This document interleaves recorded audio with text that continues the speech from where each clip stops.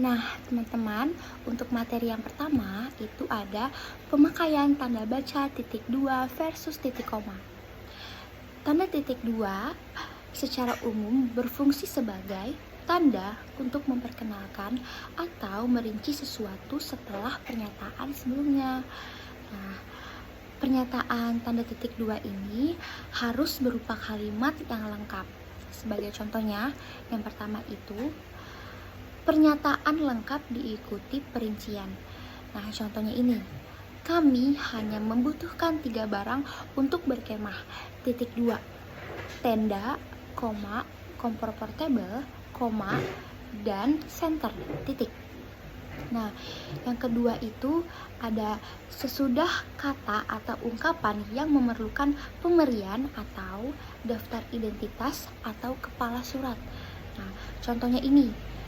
Yang terhormat atau YTH, titik, bapak atau ibu, manajer, titik 2, seperti itu.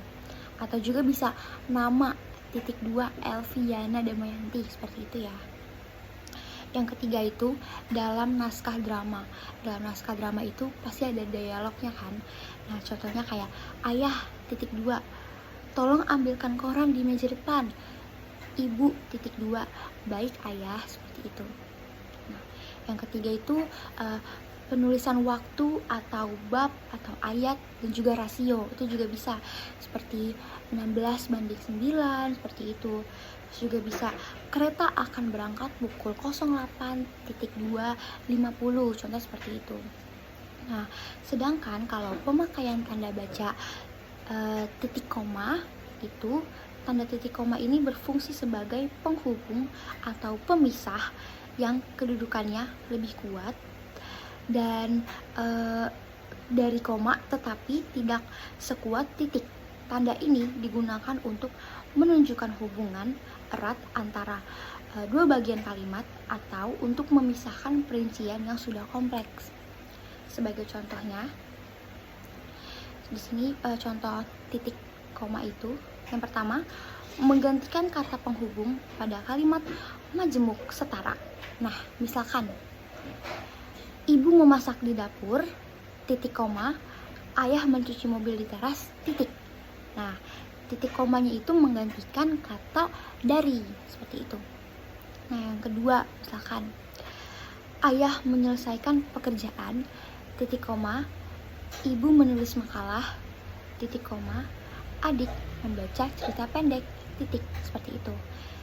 Lalu yang terakhir nih contohnya, kerbau mengeluh, titik 2, kambing mengambik, titik 2, kuda meringkik, titik. Nah, jadi dalam kalimat itu memisahkan rangkaian kalimat setara yang kedudukannya itu sama dan berkaitan. Jadi seperti itu ya contohnya. Terima kasih. Hai teman-teman, sekarang kita bahas beberapa tanda baca yang penting yang sering kita pakai yuk.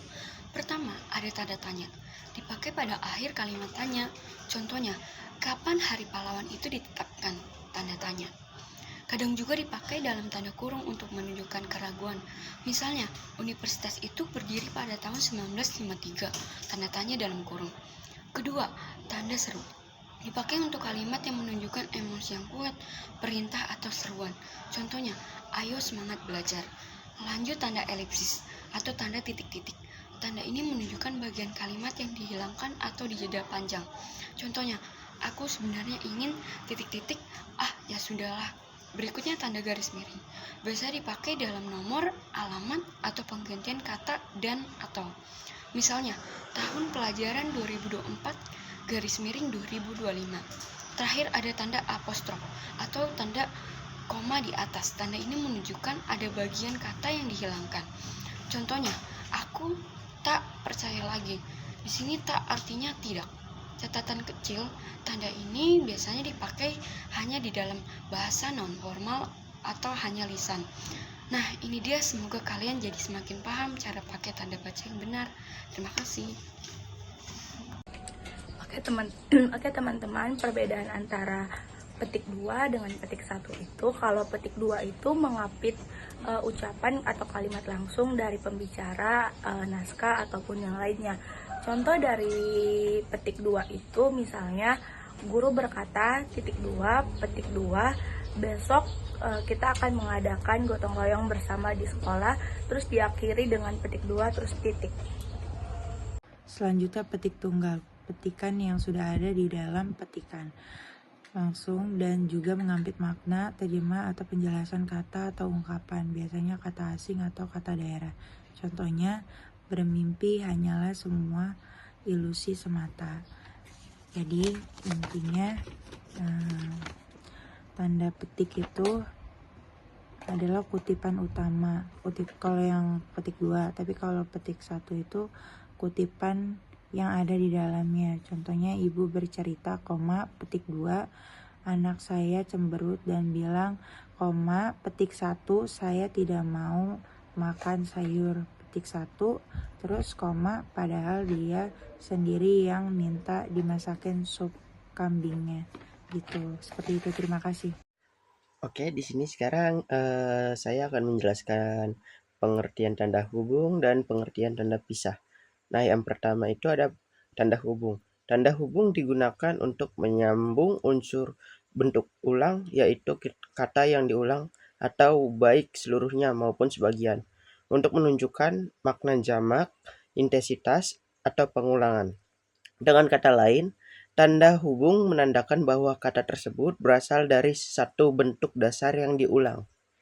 Nah, contohnya kita ambil anak-anak. Bentuk ulang dari kata anak lebih dari satu anak atau jamak. Tanda hubung digunakan untuk menyambungkan dua kata yang sama agar jelas bahwa itu bentuk ulang, bukan dua kata terpisah. Yang kedua, kita ambil kata menggoreng-goreng. Bentuk ulang dari kata kerja menggoreng, melakukan kegiatan menggoreng berulang kali atau dengan variasi. Nah, selanjutnya yang terakhir ada di kata berulang-ulang. Bentuk ulang dari kata dasar ulang, sesuatu yang terjadi berkali-kali. Tanda hubung menunjukkan pengulangan kata dasar dalam bentuk gabungan dengan awalan ber.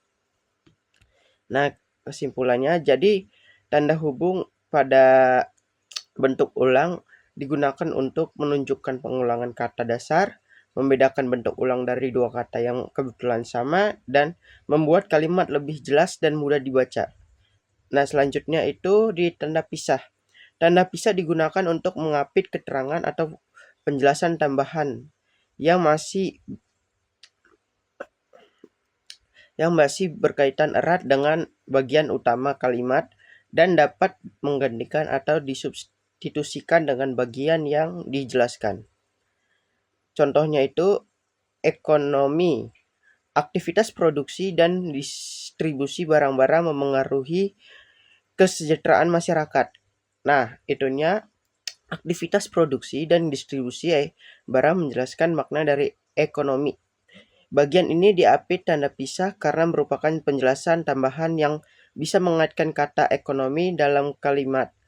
Jika dijabarkan, ekonomi memengaruhi kesejahteraan masyarakat, atau aktivitas produksi dan distribusi barang memengaruhi kesejahteraan masyarakat. Keduanya tetap bermakna benar, jadi tanda pisah digunakan dengan tepat.